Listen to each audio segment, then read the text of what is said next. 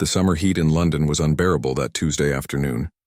Tourists crowded around Buckingham Palace, their cameras clicking constantly as they tried to capture the perfect shot of the famous royal guards.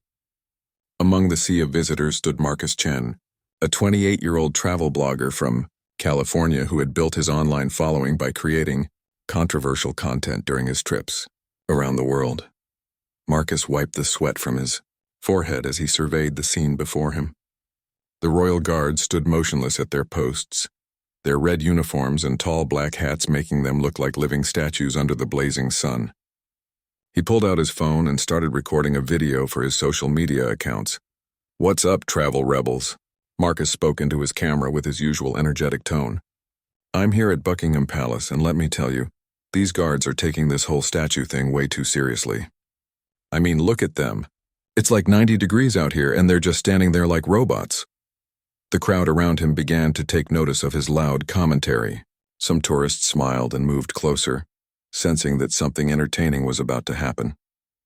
Others seemed uncomfortable with his disrespectful tone and started backing away. Marcus had always pushed boundaries for views and likes. His travel videos were filled with pranks and stunts that often got him into trouble with local authorities. He had been kicked out of museums, banned from hotels, and even detained at airports for his antics.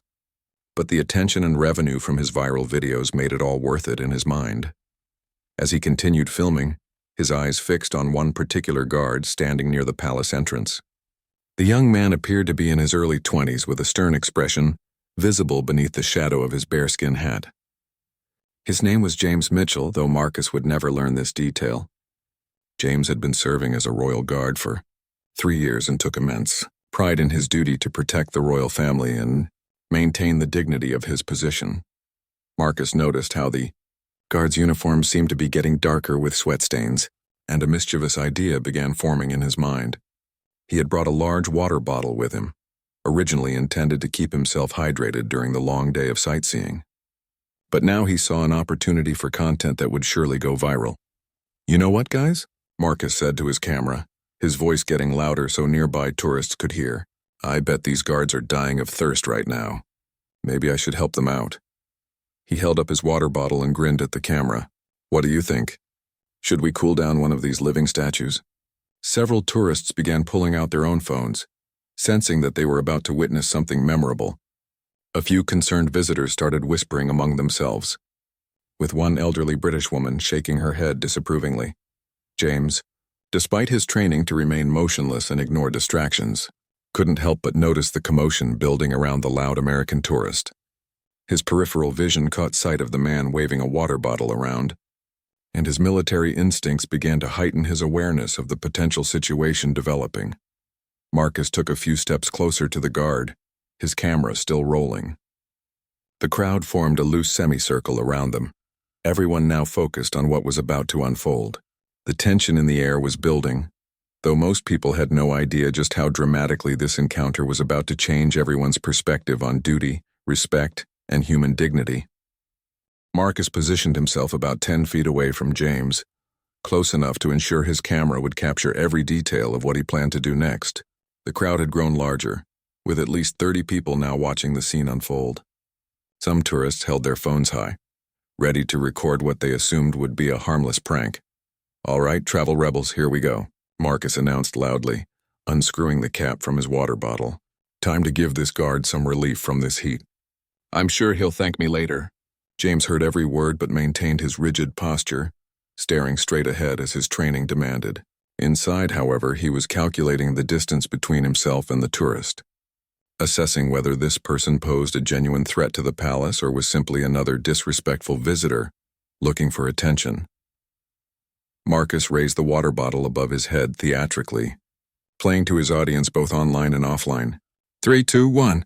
He counted down, and then squeezed the bottle hard, sending a stream of water directly at James's face and uniform. The cold water hit James squarely in the face, soaking through his bearskin hat and running down his red tunic. The crowd gasped collectively, with several people letting out shocked exclamations. Marcus laughed loudly, clearly pleased with himself as he continued recording. "There you go, buddy. Cooling you down," Marcus called out, stepping even closer. "Don't you feel better now?" For a moment, everything seemed frozen in time. James stood perfectly still, water dripping from his hat and uniform, his expression unchanged. Marcus grinned at his camera, convinced he had just created the perfect viral moment.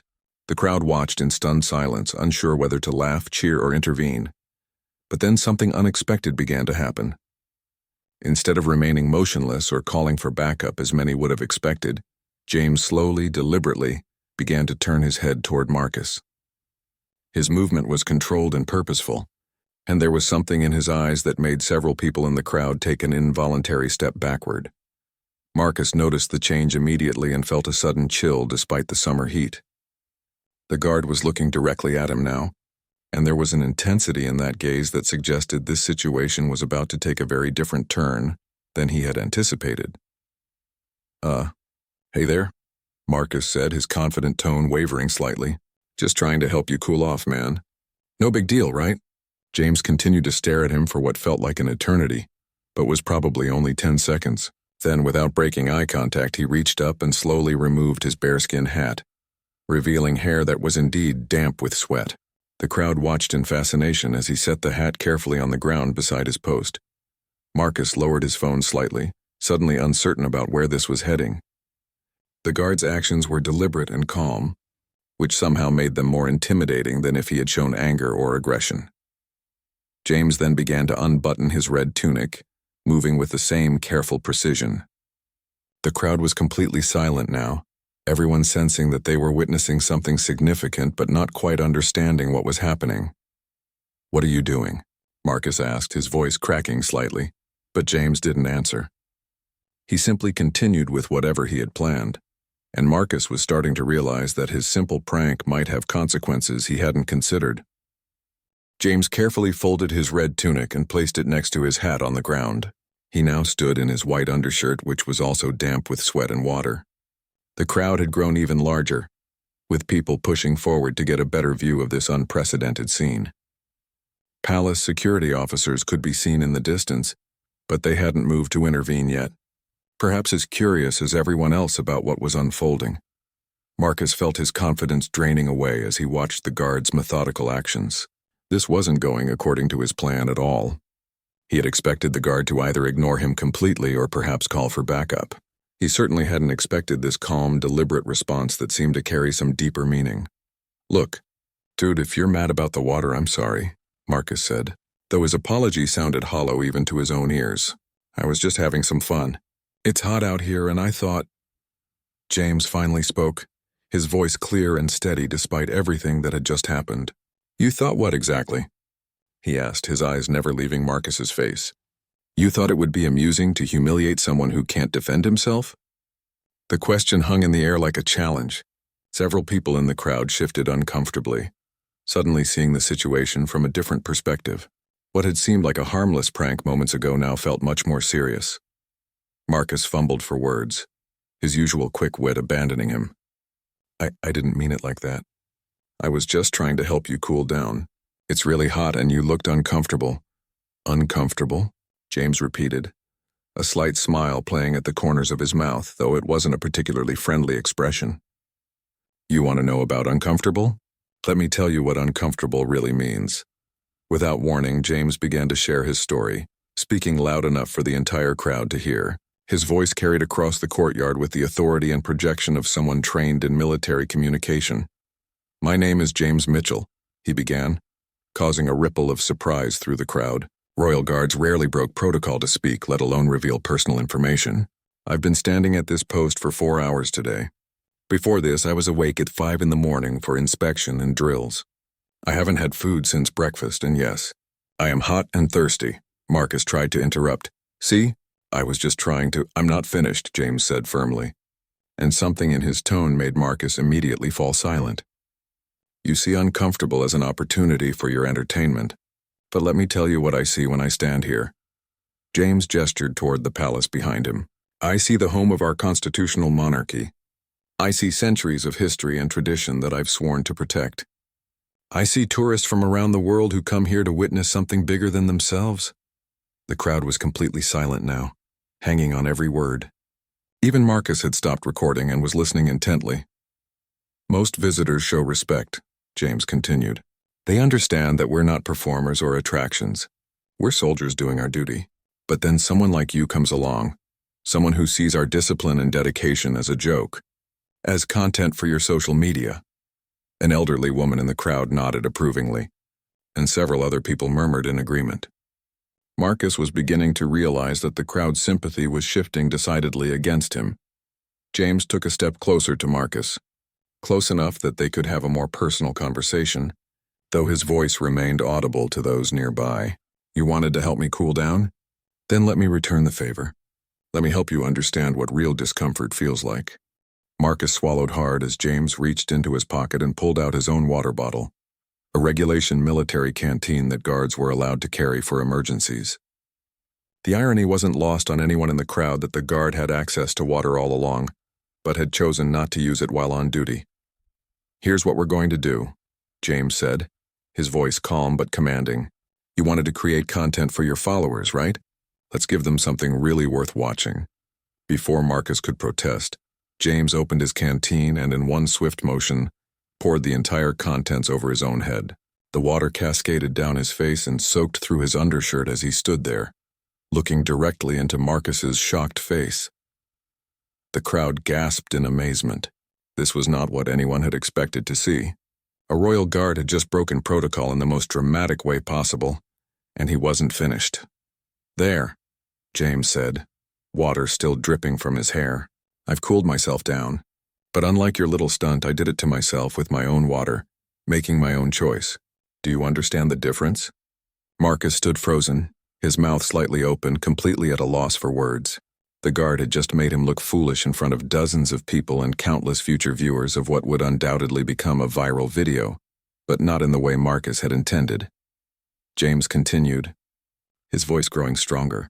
You see, respect isn't just about following rules. It's about recognizing that other people have dignity, purpose, and feelings, even when they can't express them in the moment.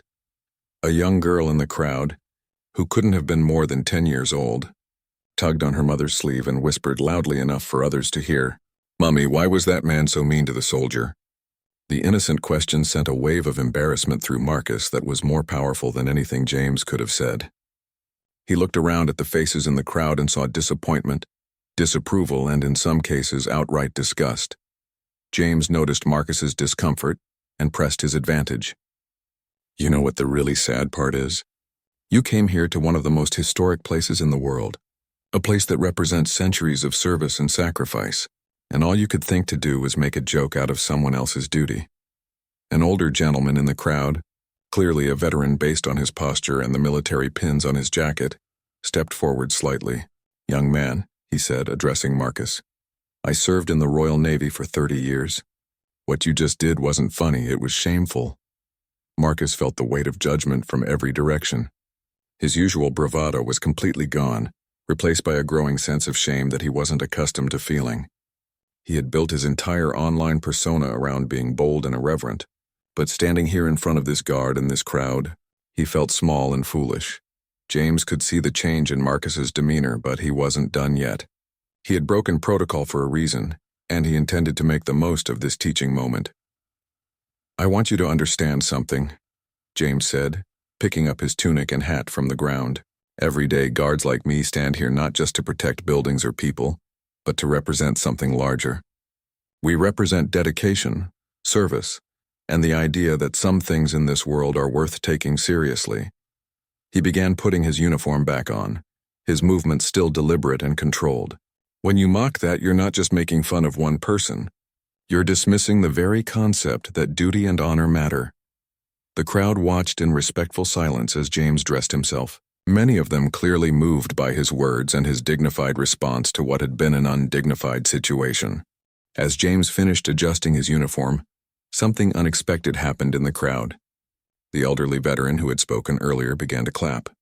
It started slowly, a measured applause that seemed to honor both the guard's words and his dignified response to the situation. One by one, other members of the crowd joined in. The applause grew louder and more sustained, creating a moment that was both moving and uncomfortable for Marcus, who found himself at the center of a scene where he was clearly the villain. A middle-aged woman stepped forward from the crowd, pulling her teenage son along with her. I want to apologize on behalf of all tourists, she said to James. What happened here was disrespectful and wrong. Thank you for handling it with such grace. James nodded, acknowledging her words, but his attention remained focused on Marcus. The real question, he said, is what happens next. You've got your video. You've got your content. But what are you going to do with it? Marcus looked down at his phone, which was still in his hand, though he had stopped recording several minutes ago. The video file contained everything. His initial prank, the guard's response, his own humiliation, and the crowd's reaction. It was exactly the kind of content that could go viral, but not in the way he had hoped. I don't know, Marcus admitted quietly, his voice barely audible above the continuing applause from the crowd. Well, let me give you some options, James said, his tone becoming more instructional than confrontational. You could post that video as you originally planned. You could edit out the parts that make you look bad and try to salvage your original narrative. That's what someone focused only on views and likes might do. Marcus shifted uncomfortably, knowing that James had accurately described exactly what he had been considering. Or, James continued, you could use this as a teaching moment. You could show your followers what really happened here today, including your mistake and what you learned from it. You could demonstrate that real strength comes from admitting when you are wrong and trying to do better. The crowd had quieted down, but many people were still listening intently to this unusual conversation between the tourist and the guard. Marcus looked around at all the faces watching him, some sympathetic, others still clearly disapproving. He thought about his online followers, his brand, his reputation. Everything he had built was based on being bold, irreverent, and entertaining. Admitting he was wrong would go against everything his audience expected from him. But, standing there in front of this guard, who had just demonstrated more courage and integrity in 10 minutes than Marcus had shown in years of making videos, he began to question what his audience really needed to see. A young man in the crowd, probably around Marcus's age, called out, "Just apologize, mate. Be a decent human being." The simple suggestion hit Marcus harder than all of James's eloquent words. Sometimes the most profound truths came in the simplest packages. Marcus looked directly at James for the first time since the confrontation had begun. "I'm sorry," he said, his voice stronger now. "You're right about everything. I was disrespectful, and I treated you like you weren't a real person with feelings and dignity. That was wrong." James studied Marcus's face for a moment, apparently assessing the sincerity of the apology. "That's a start," he said. "But apologies are just words unless they're backed up by changed behavior." The crowd began to disperse slightly, sensing that the immediate drama was winding down. But many people lingered, curious to see how this encounter would ultimately resolve. James reached into another pocket of his uniform and pulled out a small card, which he handed to Marcus. The crowd watched curiously as Marcus read what appeared to be contact information. "That's the information for the Guards Museum," James explained. "They offer educational programs about the history and role of the Royal Guard. If you're genuinely interested in learning about what we do instead of mocking it, I'd recommend starting there." Marcus stared at the card, surprised by this unexpected gesture. He had expected continued lectures or perhaps formal consequences for his actions, not an invitation to learn more. "Why are you giving me this?" Marcus asked. James adjusted his bearskin hat one final time, preparing to return to his post. "Because I believe people can change if they're given the right information and motivation. You seem to have influence with your online audience. That influence could be used to educate people about respect and service, rather than just entertaining them with pranks." An older woman in the crowd stepped forward and addressed Marcus directly. "Young man, I've been coming to watch the changing of the guard ceremony for 40 years. These soldiers represent the best of British tradition and values. If you truly want to make amends, perhaps you should learn about what you're criticizing before you judge it." Marcus nodded slowly, pocketing the card. The weight of the situation was finally settling on him fully. This wasn't just about one embarrassing moment. It was about his entire approach to creating content and interacting with the world. "James," Marcus said, using the guard's name for the first time, "can I ask you something?" "Go ahead," James replied, though he was clearly preparing to resume his duties. "How do you do it? Stand here for hours dealing with people like me and still maintain your dignity?" James considered the question seriously. "It's not about the individuals who pass by," he said. It's about the oath I took, the uniform I wear, and the institution I represent. When you understand that you're part of something bigger than yourself, individual moments of discomfort or disrespect become less important. A young father in the crowd lifted his small daughter onto his shoulders so she could see better. "Emma, this is why we respect soldiers and police officers," he said to her in a voice that carried to those nearby. "They serve others even when it's difficult." Marcus felt another wave of shame as he realized that children had witnessed his behavior. He thought about his own younger siblings back home and how disappointed they would be if they saw what he had done. "I want to do better," Marcus said to James, and this time there was no hesitation or calculation in his voice. "I want to use my platform differently, but I don't really know how." James smiled for the first time since the encounter had begun, and the expression transformed his entire demeanor from stern authority figure to supportive mentor. "That's exactly the right place to start, admitting you don't know but wanting to learn." The crowd had thinned considerably, but those who remained seemed moved by this unexpected turn toward redemption and growth. Several people were still recording on their phones, but the atmosphere had shifted from voyeuristic entertainment to something more meaningful. "The museum contact I gave you is a good start," James continued. "But more importantly, before you create any content about places or people, ask yourself whether you're adding something positive to the world or just taking from it for your own benefit." Marcus looked around at the remaining crowd members, many of whom were now looking at him with curiosity rather than disapproval. He realized that his next actions would determine whether this story ended with growth and positive change, or just became another forgotten internet drama. 3 months later, Marcus stood once again in front of Buckingham Palace, but this time everything was different. He wore more respectful clothing, a collared shirt instead of his usual tank top, and his approach to filming had completely changed. Instead of looking for opportunities to create drama, he was documenting his journey of learning and growth. "Hey everyone," Marcus spoke quietly into his camera, mindful of the tourists and guards around him. "I'm back at Buckingham Palace, and many of you know why this place is special to me now." The video he had eventually posted about his encounter with James had indeed gone viral, but not for the reasons he originally intended. His honest account of the experience, including his own mistakes and the lessons he learned, had resonated with millions of viewers in a way his previous prank videos never had. The response had been overwhelming. While some of his original followers had criticized him for going soft, many more had praised his honesty and vulnerability. The video had sparked conversations about respect, service, and personal growth that extended far beyond his usual audience. Marcus had kept his promise to visit the Guards Museum, and that visit had led to several more educational experiences. He had interviewed veterans, learned about military history, and even participated in a charity fundraiser for active duty service members and their families. As he filmed his latest video, Marcus noticed a familiar figure at one of the guard posts. James was back on duty, standing with the same perfect posture and professional demeanor as before. Their eyes met briefly, and James gave an almost imperceptible nod of acknowledgement. Marcus finished his video with a reflection that would have been impossible for him to imagine just months earlier. "I learned something important here," he said to his camera. "Real content, the kind that actually matters, doesn't come from exploiting or embarrassing other people.